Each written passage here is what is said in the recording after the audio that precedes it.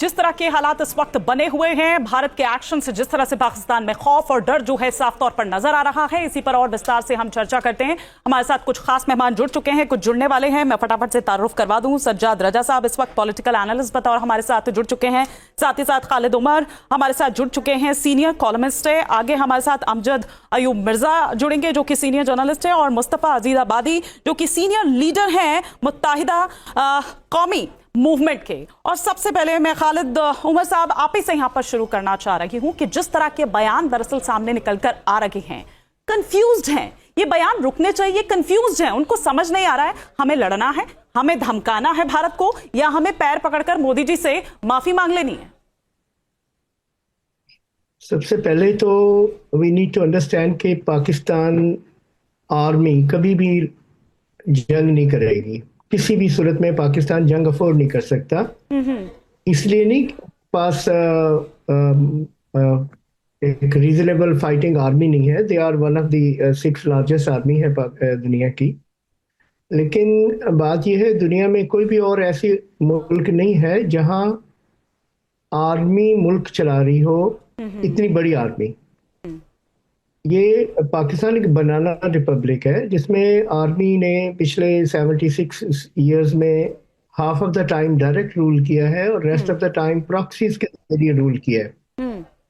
तो पाकिस्तान को अगर आप थोड़ा सा समझना चाहें तो पहले उसके कुछ स्टैटिस्टिक्स को देखें, क्योंकि which are very I would say mind boggling कि 6 लार्जेस्ट आर्मी है और 6 पॉपुलस कंट्री है दुनिया का, लेकिन न्यूक्लियर आर्म्ड नेशन में से सबसे कम, बल्कि पूरी दुनिया में से 7th सबसे कम खर्च कर रहा है हेल्थ पे ऑफ जीडीपी। ठीक है।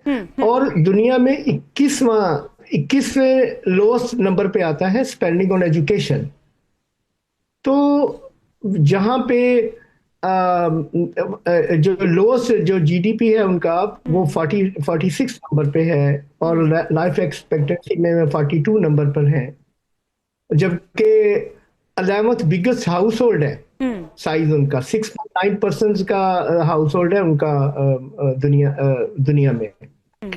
और इसके साथ साथ वो दुनिया का 10वां सबसे बड़ा आर्मी इसका आर्म्स का इम्पोर्टर भी है।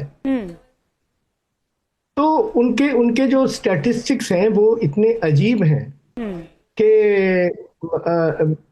एक तरफ वो दुनिया में उनका 5th लार्जेस्ट स्टॉक पाइल है न्यूक्स का, और 6 मोस्ट पॉपुलस कंट्री भी है। और इसके बाद वो उनका चलन ये है कि 44% तो खालिद जी इनप्रॉम्प्ट, अगर मैं आपकी बात को समझ पाई हूं तो मतलब ये कि क्या ये गीदड़ भपकी से ज्यादा और कुछ नहीं है पाकिस्तान की? वो हनीफ अब्बासी वो जो बड़ी बड़ी बातें कर रहे हैं, वो ये कह रहे हैं कि ये हमने जो गौरी शाहीन और पता नहीं क्या क्या यहां पर गिनवा रहे हैं, परमाणु बम बार बार गा रहे हैं, ये गीदड़ भपकी जैसे ज्यादा और कुछ नहीं, आप ये कह रहे हैं? देखिए एग्जैक्टली पाकिस्तान हमेशा से वो they are surviving on slogans। जी। पाकिस्तान का मतलब क्या, ला इलाहा इल्लल्लाह एक स्लोगन बनाया गया था। nobody meant anything about it, और स्लोगन पे ही वो चल रहा है। और चूंकि जब आपके पास कोई सब्सटेंस नहीं होता तो सिर्फ आपने एक स्लोगन देने होते हैं जस्ट टू, क्योंकि एजुकेशन का मैंने आपको फिगर्स बता दिया। जब इतनी इलिटरेसी होगी तो फिर आपको कोई भी स्लोगन देंगे तो पॉपुलेशन उसके पीछे चल पड़ेगी। So it's not about any substance, it is just about slogan.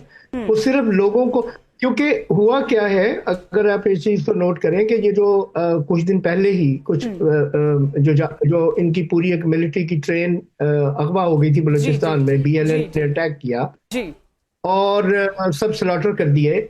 तो उसके बाद से पाकिस्तान में, और इसके बाद जो पाकिस्तान में तहरीक इंसाफ की जो पॉपुलैरिटी है एक ग्राउंड लेवल पे, उसकी वजह से मिलिट्री का जो जो ठीक है। एक जो पहले ही बहुत लो है, बहुत ज्यादा गिर गया था। ठीक है। तो मिलिट्री ने ये चीज वो पैदा की है सो दैट के दे हैव सडनली ठीक है। स्लोगन्स की वो ऊपर आ गए हैं फिर मैं दोबारा आऊंगी से। सर, उस पर They भी have आऊंगी। taken- एक एक ओपनिंग कमेंट पहले सबका ले लेते हैं, एक एक ओपनिंग कमेंट सबका ले लेते हैं। हमारे साथ अमजद अयूब मिर्जा साहब भी जुड़ चुके हैं। और मिर्जा साहब, 2 दिन पहले आपने इसी शो में मैनिफेस्ट भी किया था कि पाकिस्तान नक्शे से मिटने वाला है। जी, आपने क्या कहा? मैनिफेस्ट क्या किया? कि पाकिस्तान नक्शे से मिट जाएगा। मेरे नजदीक तो मिट चुका है भाई। बलूचिस्तान जो है वो इनसे बिल्कुल अलहदा हो गया है। सिंध की जो सूरत हाल है वो ये है कि 12-13 दिन हो गए हैं, अब वहां आग लगनी शुरू हो गई है। रेंजर्स के साथ सिंधी टकरा रहे हैं। बिल्कुल लॉलेसनेस की सिचुएशन वहां पे डेवलप हो चुकी है। KPK में जो है वो ये इनको फौज खड़ी करनी पड़ रही है बहुत सारी वहां पे अफगानिस्तान की वजह से। और POJK में भी कल प्रदर्शन हुए हैं, वहां पे जर्नलिस्ट को मारा गया है बाकायदा लाठियों से। औरतों को जो जुलूस निकाल रही थी उनको मेल पुलिस ने मैन हैंडल किया है। गिलगित बल्तिस्तान में भी जो है वो यही सूरत हाल चल रही है। तो पीछे रह क्या गया है नक्शे पे रखने के लिए? और उसी आप देखिए ना, गिलगित बाल्टिस्तान से आप खुद ही कह रहे हैं, जिस तरह की प्रदर्शन की तस्वीरें सामने आ रही है, वहां पर ये नारे सुने जा रहे हैं कि पाकिस्तान तेरे टुकड़े होंगे इंशाअल्लाह इंशाअल्लाह। लेकिन हम यहाँ पर रजा साहब, हम उन बयानों की भी बात कर रहे हैं। आप देखिए बयान कौन दे रहे हैं, ये रेल मंत्री, ये इनकी रेल तो समय पर इनकी चलती नहीं है, हनीफ अब्बासी जो यहाँ पर दे रहे हैं। फिर वो जो आपके कुछ पूर्व क्रिकेटर है, फिर जो उनके बोर्ड के अध्यक्ष हैं, मतलब जिसके जो सेना प्रमुख है, जिस पर पूरी उसकी जिम्मेदारी है, वो कहाँ है, उसका कोई आता पता नहीं है। वो 4 दिन से गायब है। असीम मुनीर।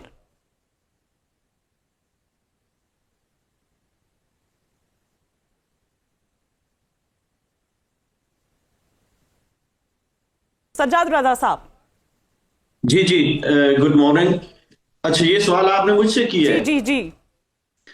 देखें, पाकिस्तान जो है वो जिस तरह ये मुझसे पहले जो यहाँ पैनलिस्ट हैं उन्होंने कहा है, पाकिस्तान एक इंतहाई कॉम्प्लेक्स किस्म का मुल्क है और बड़े एंटेंगल्ड मसाइल हैं पाकिस्तान के। तो पाकिस्तान इसी तरह मतलब अपना मैसेज जो है वो कन्वे करता है मुख्तलिफ लोगों के जरिए। अब आसम, ये जो हनीफ अब्बासी अगर कुछ कह रहे हैं या बाकी अगर हुकूमत के अंदर से कोई कह रहा है कुछ, तो वो बेसिकली GHQ का मैसेज ही डिलीवर कर रहे हैं, क्योंकि हुकूमत में जो लोग भी बैठे होते हैं वो GHQ के नुमाइंदे होते हैं, वो रावलपिंडी के बंदे ही होते हैं। तो इसलिए कोई भी अगर जुम्मेदार आदमी जो हुकूमत के अंदर है वो कोई बात कर रहा है, तो मैं ये समझता हूँ कि वो GHQ का मैसेज ही डिलीवर किया जा रहा है। लेकिन रजा साहब, कहाँ असीम मुनीर? सिर्फ फोटो में ही नजर आ रहा है, वो सिर्फ फोटो में ही नजर आ रहा है। हाँ हाँ, आसिम मुनीर तो इधर ही है, लेकिन देखें आसिम मुनीर की जो हैसियत है पाकिस्तान के अंदर, उससे तो इनकार मुमकिन नहीं है।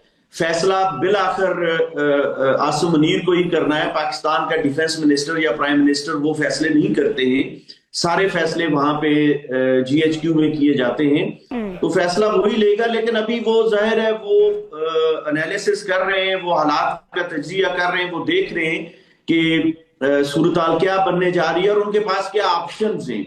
ये तो देखिए, इसमें कोई दूसरी राय नहीं है। दुनिया का कोई भी अक्लमंद आदमी पाकिस्तान और भारत का मुवाजना जब करता है तो वो बिल्कुल साफ जाहिर है कि पाकिस्तान भारत के मुकाबले में कुछ भी नहीं है इस वक्त। जो मतलब मासवाई ये परमाणु बम कहते फिरते हैं, इसके अलावा तो पाकिस्तान के पास और कोई ऑप्शन नहीं है। कोई कन्वेंशनल वॉर हमने सबने देख लिया। हमें पता है कि 1999 में कारगिल वार में पाकिस्तान की क्या हालत हो गई थी।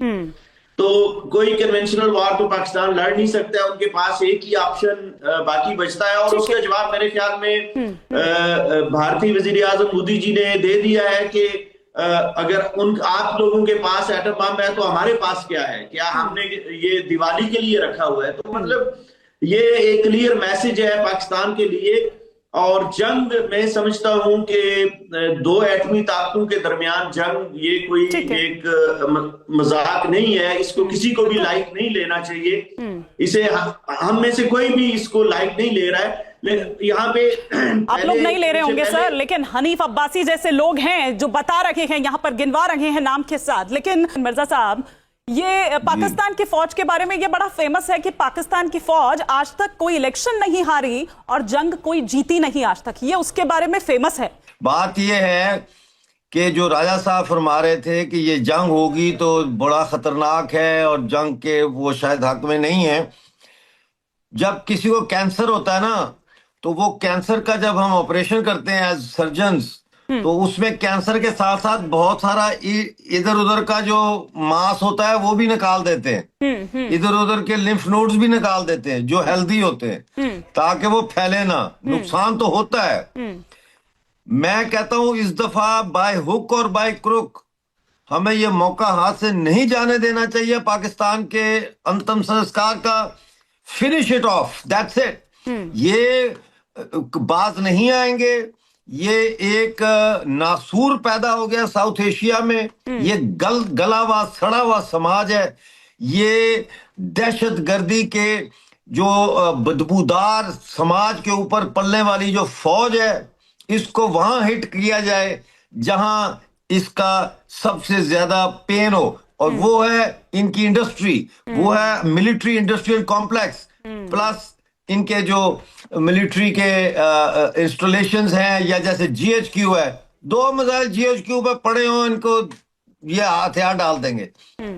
इस वक्त हमें इसको टैकल करना है। The nation is ready for it. Pakistanis are fans, let fans, let's go in and teach them a lesson forever, even if it means इसी बात से that तो we सर वो have डर to। रहा है, इसी बात से तो पाकिस्तान डर रहा है। यही तो बात है, यही तो कारण है कि असीम मुनीर पिछले 4 दिन से 5 दिन से कहीं दिखाई नहीं दे रहा है, खालिद साहब। और यही कारण है कि नवाज शरीफ, शहबाज शरीफ को ये नसीहत दे रहे हैं। वो कह रहे हैं कि देखिए भारत से पंगा मत लीजिए, क्योंकि उनको खुद का अपना एक्सपीरियंस है। वो करगिल और किस तरह से मुशर्रफ ने उनके साथ किया, वो सब उनको है, तकाजा है इस बात का। देखिए, मेरे हिसाब से पाकिस्तान का डिसमेंबर होना, इस तरह से कि स्पिल ओवर हो पॉपुलेशन का इंडिया में और बाउंड्रीज जो है वो कोलैप्स कर जाएं, वो इंडिया के हक में नहीं है। पाकिस्तान एक ऐसे कि जैसे एक डिश है जिसमें कि बहुत बैक्टीरिया इकट्ठा हुआ है। उसको अगर आप डिश को तोड़ देंगे तो वो बैक्टीरिया हर तरफ फैल जाएगा। पाकिस्तान बगैर जंग के ही अपनी कोलैप्स होने वाला है, क्योंकि बात यह है कि they have gone beyond their proportions in military expenses.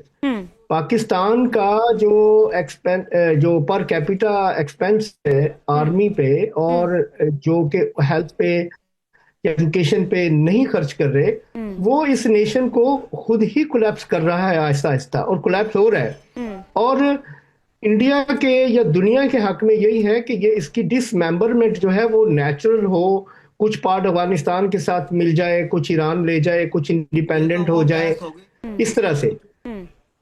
अगर आप इसको फोर्सफुली तोड़ेंगे तो ये जो पॉपुलेशन है पाकिस्तान की, जो डिरेंज्ड पॉपुलेशन है, जो आपकी बात पर मिर्जा साहब कुछ रिएक्ट करना चाह रहे हैं, कुछ कहना चाह रहे हैं मिर्जा साहब आप? जी, मैं कह रहा हूं यहाँ ये तो ऐसे बहस हो रही है जैसे मैटरनिटी वार्ड में ये बहस हो रही होती है कि इसका सिजेरियन करके बच्चा पैदा करें या नॉर्मल डिलीवरी होगी। भाई मैं आपको बता रहा हूं कि कुछ नहीं होगा, कोई स्पिल ओवर नहीं होगा कहीं पे भी, समझे कि नहीं। यहाँ पे वो सूरत हाल नहीं है जो बांग्लादेश में थी, कि जहां वो अपनी ही आर्मी से बचने के लिए भाग के तो हिंदुस्तान में आ गए थे 2 करोड़ या 1 करोड़ या 10 करोड़ जितना भी बंगाली आया था। यहाँ पे ये इंडस्ट्री जो है मिलिट्री इंडस्ट्रियल कॉम्प्लेक्स और मिलिट्री टेररिस्ट कॉम्प्लेक्स, इसको तबाह किए करने के बगैर ये नेचुरल डेथ नहीं मरेगा। ये फिर अंदर से उठ के खड़ा हो जाएगा दोबारा। ये इसको मारना पड़ेगा, ये मरेगा नहीं। हम 70 साल 80 साल से देख रहे हैं इसको। मरता है फिर जाग जाता है, मरता है फिर जाग जाता है। एक अटैक करता है, फिर उसको पीरियड ऑफ लल आ जाता है, फिर दोबारा से अटैक कर देता है। अब देखो जी, बात यह है वो जो जिस लड़की की 6 दिन शादी को हुए थे और वो हनीमून मनाने गई थी, उसकी वीडियोस आप देखें। मैं वो वीडियो देखता हूं, मैं कहता हूं मेरा खून खौलता है। उस बच्ची का जिंदगी बर्बाद कर दी इन्होंने, उस फैमिली, उस परिवार की जिंदगी बर्बाद कर दी। और इस तरह से हजारों परिवार हैं कश्मीर में और देश में जिनके इन्होंने परिवार बर्बाद किए हैं। अब वक्त आ गया है कि इन बर्बादी फैलाने वालों की बर्बादी की जाए। और पूरा देश इस वक्त मोदी जी के साथ खड़ा है। पाकिस्तान से लोग, आप टिकटॉक पे जाके देखें, इंडिया में टिकटॉक बैन है। सुन ले आखिरी बात, आखिरी बात सुन ले, आखिरी बात। पाकिस्तान में आपके वहां इंडिया में टिकटॉक बैन है। टिकटॉक के ऊपर इतनी वीडियोस हैं जिसमें पंजाबी कह रहे हैं मोदी जी को, खुदा के लिए हमारे ऊपर हमला करो, हमारी इस फौज से जान छुड़ाओ। पश्तून कह रहे हैं कि आओ मारो इनको, हमारी जान छुड़ाओ। बलोच कह रहे हैं। मैंने वीडियो बनाई है अपने यूट्यूब चैनल पे जिसमें मैंने दिखाया है कि people Pakistanis are begging Modi to attack and get rid of this brutal army. तो ये पहला मौका है कि जब इतिहास में कोई ऐसा देश हो कि 2 देश लड़ने जा रहे हो और उस देश की जनता अपनी फौज को के पीछे खड़े होने के बजाय वो दुश्मन की फौज को कह रही हो आ जाओ आ जाओ आ जाओ। सर, उन्होंने जो किया, जिस तरह की दहशतगर्दी पहलगाम में मचाई, वो थू इसीलिए कर रहे हैं कि इस्लाम के नाम पर, आप देखिए, आप उससे भी बदनाम कर रहे हैं। आप धर्म के नाम पर जाकर जो वहां पर करते हैं, आप धर्म को भी बदनाम कर रहे हैं। और इसकी इजाजत रजा साहब, सज्जाद रजा साहब, नहीं दी जा सकती है। यही कारण है कि थू कर रही है वहां की आवाम, थू कर रही है वहां की जनता। और चूंकि वो खुद को कॉर्नर होता हुआ देख रहा है पाकिस्तान, इसीलिए उसकी जो बयान है वो बदल रहे हैं, कोई धमकी दे रहा है। इसीलिए मैंने अपना पहला सवाल यही किया कि वो कंफ्यूज्ड है, उनको समझ नहीं आ रहा है कि हमें लड़ना है, हमें धमकाना है, हमें पैर पकड़कर मोदी जी से माफी मांग लेनी है कि छोड़ दीजिए भैया। और मुझे तो हंसी आ रही है कि वहां पर इकोनॉमी ग्रो कर रही है, इस तरह की बातें भी हो रही है। सीरियसली सजाद साहब। नहीं, देखिए, गुजारिश ये है कि इकोनॉमी वगैरह तो कुछ ग्रो नहीं कर रही है। वहां पे हालत जो है वो सारी दुनिया को पता है। इस वक्त देखिए, जज्बाती बातें जो है वो, मैं तो जज्बाती बातें करने का कायल नहीं हूं। मैं आपको 2 जो मिर्जा साहब ने बात की है, मैं उसका भी जवाब देता हूं। लेकिन इसमें तो कोई शक नहीं है कि पाकिस्तानी अवाम की अक्सरियत फौज के साथ नहीं है, इस पे कोई दूसरी राय नहीं है। और इसमें भी कोई शक नहीं है कि पाकिस्तानी अवाम, अगर जंग होती है तो पाकिस्तानी अवाम की अक्सरियत पाकिस्तानी फौज को सपोर्ट नहीं करेगी। ये भी अपनी जगह पे हकीकत है। लेकिन जहां तक एस्टेब्लिशमेंट की बात है, तो एस्टेब्लिशमेंट पाकिस्तान के जो चारों सूबे हैं उनके अंदर मौजूद है। और वहां उनका असर नफूज अपना एक सिस्टम है जिसके अंदर उन्होंने कंट्रोल किया हुआ है सूबों को। पीओजेके के अंदर पाकिस्तान की, बल्कि इस वक्त अगर देखा जाए, मेरा तज्जिया ये है कि बलूचिस्तान की निस्बत, सिंध की निस्बत, पंजाब की निस्बत और केपीके की निस्बत सबसे ज्यादा अगर पाकिस्तान की कहीं मुखालफत है, पाकिस्तान के खिलाफ अगर कोई लोग हैं तो वो पीओजेके के लोग हैं। पीओजेके के लोगों ने पिछले 2 साल में अवामी एक्शन कमेटी की तहरीक में साबित कर दिया है। और इस वक्त सिर्फ पीओजेके एक ऐसी जगह है जहां पाकिस्तान की इंस्टॉल्ड गवर्नमेंट बिल्कुल मफलूज होकर रह गई है। बिल्कुल, वो कहीं नजर हमें नहीं आ रही। लेकिन इसमें बहुत सारे मसाइल हैं। देखिए, पहली बात तो ये है कि हमें इस बात पे क्लियर होना चाहिए कि ये तनाजा नहीं है, ये कब्जा है। देखिए, 2 बातें मुख्तसर। पहली बात तो ये कि ये तनाजा नहीं है, ये कब्जा है, पहले दिन से कब्जा है। चाहे कोई यूनाइटेड नेशन में गया हो या ना गया हो, शिमला मुआहदा हुआ हो या ना गया हो, फंडामेंटल जो इशू था वो कब्जे का था। लेकिन सर, हम भारत का हिस्सा है। दे दिया था ना वापस, वो देना नहीं चाहिए था सर, वो देना नहीं चाहिए। वो मैं इसीलिए तो कह रहा हूँ ना कि कब्जा है। मैं आ रही हूँ या बात कर लेने दें या तो मुझे अपनी बात कंप्लीट कर लेने दें। मैंने तो आपकी बात एक बार मिर्जा साहब कंप्लीट कर सुनी है सारी। एक बार मिर्जा साहब कंप्लीट पूरी बात मैंने सुनी है, मेरी भी सुन ले, उसके बाद आप कंप्लीट करिए।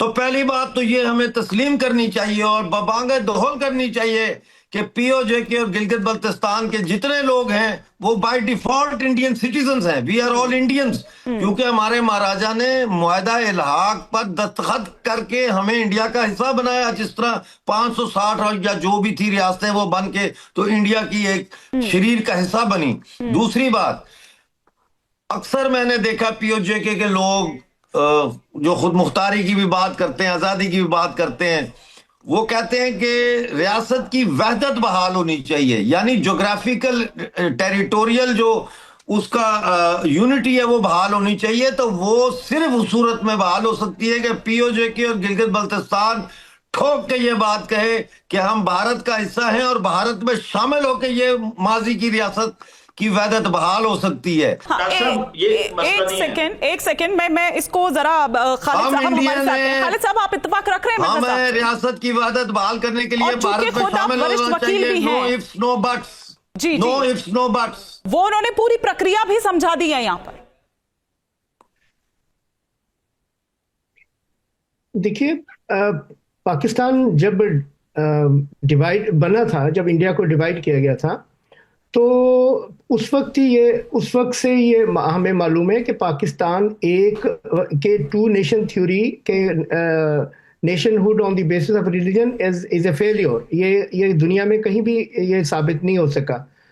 तो जब पाकिस्तान को यूनाइट सिर्फ रख रही है उसकी आर्मी थ्रू फोर्स, अगर आर्मी का जो इन्फ्लुएंस है वो खत्म होगा, या आर्मी की जो उसके पंजे हैं वो जकड़े हुए वो खत्म होंगे, तो ऑटोमेटिकली ये सारी जो नेशंस हैं ये बहुत बड़ी, इसमें बहुत बड़ा स्लॉटर भी होगा, बहुत बड़ा कह लीजिए कि एक जिसको कहते हैं कि नेशनल लेवल पे लड़ाई होगी आपस में, लेकिन इसके बाद होमोजेनियस हो जाएंगे। अल्टीमेटली जो पाकिस्तान है, ये जो खित्ता है, ये तो हमेशा से रहा है ना, तो ये फिर अपनी अपनी लिंग्विस्टिक और कल्चरल ग्राउंड्स पे और लैंग्वेज की बुनियाद पे ये इसकी जियोग्राफिकल बाउंड्री डिफरेंट बन जाएंगी।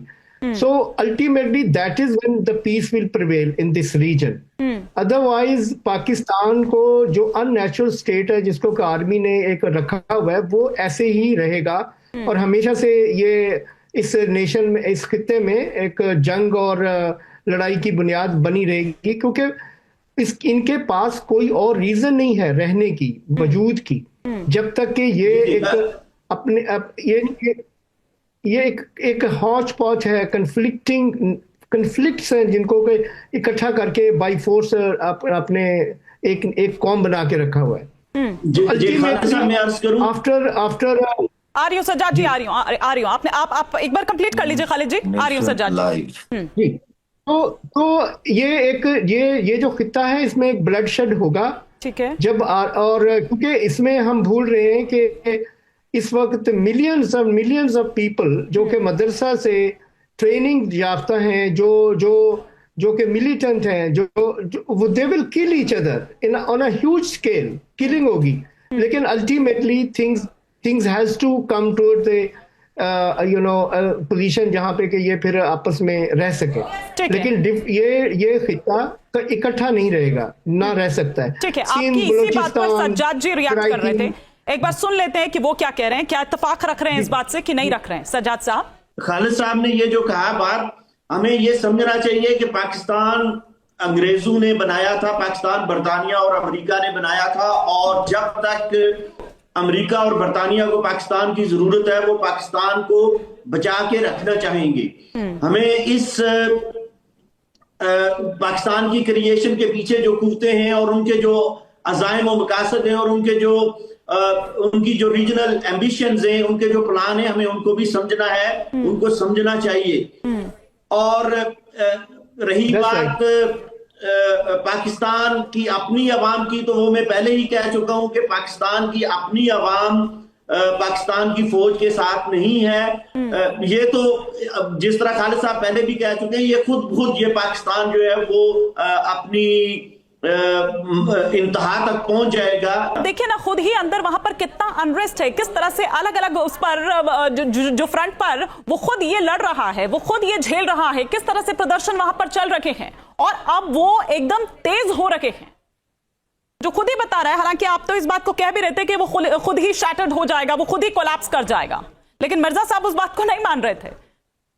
सज्जाद साहब कंप्लीट करिए, फिर उसके बाद मैं मिर्जा साहब का रुख करूं। मिर्जा साहब देखिए, मिर्जा साहब बहुत जल्दी में नजर आते हैं। जम्मू कश्मीर के लोग वो खा सीज फायर लाइन की उस तरफ हूं या इस तरफ हूं, वो रियासत की बात की बहाली चाहते हैं और ये रियासत की बात बहाल करने का वक्त है। मेरे ख्याल में ये मुनासिब वक्त है, वरना ये जिस तरह कभी उड़ी पे ये जाके गड़बड़ करते हैं, कभी ये पुलवामा में करते हैं, कभी ये किसी तरफ करते हैं, तो ये सिलसिला पहलगाम की शक्ल में ये होता रहेगा हमेशा। जरूरी ये है कि ये जो जम्मू कश्मीर जिसको मिर्जा साहब ने कब्जा कहा, इसको हम सब कब्जा कहते हैं, इसमें कोई दूसरी लड़ाई नहीं है कि पाकिस्तान गैर आईनी तौर पे, गैर कानूनी तौर पे रियासत जम्मू कश्मीर के कुछ हिस्सों पे काबिज है और इसको अक़वाम मुत्तहिदा ने भी तस्लीम किया हुआ है। पाकिस्तान ने खुद दस्तखत करके दिए हुए हैं कि मैं अपनी फौज को निकालूंगा जम्मू कश्मीर के अंदर से। कॉन्स्टिट्यूशन क्या होता है? कॉन्स्टिट्यूशन होता है स्टेट और जनता के दरमियान पीस के दौर का एक एग्रीमेंट कि ऐसे हम चलेंगे। सुन लेना बात, दूसरे की सुना करें बात, मैं सुनता हूं पूरी बात, वो शांति से सुन रहे हैं। दूसरा जो मसला है वो ये है कि ये गैर मामूली हालात हैं, ये गैर मामूली हालात हैं। गैर मामूली हालात में गैर मामूली फैसले लेने पड़ते हैं। पाकिस्तान का तो कॉन्स्टिट्यूशन कोई है ही नहीं, वहां तो कॉन्स्टिट्यूशन वो है जो आर्मी चीफ ने सदर को कह दिया और सदर ने साइन कर दिए, वो कॉन्स्टिट्यूशन है, दैट्स इट, फुल स्टॉप। ये वो कंट्री है जिसके लोग प्रधान वो क्या आर्मी चीफ ने कहा था ये कागज का टुकड़ा फेंक दो बिन में। सज्जाद राजा साहब कहते हैं मुझे बड़ी जल्दी है, मुझे जल्दी है, मैं तकरीबन 80 साल से इंतजार कर रहा हूं, आप कहते हैं मुझे जल्दी है। शुक्रिया आप सभी मेहमानों का, समय इतनी इजाजत दे रहा है, वक्त इतनी इजाजत दे रहा है। बहुत शुक्रिया आप सभी का हमारे साथ जुड़ने के लिए। हमारे इस खास कार्यक्रम में फिलहाल इतना ही।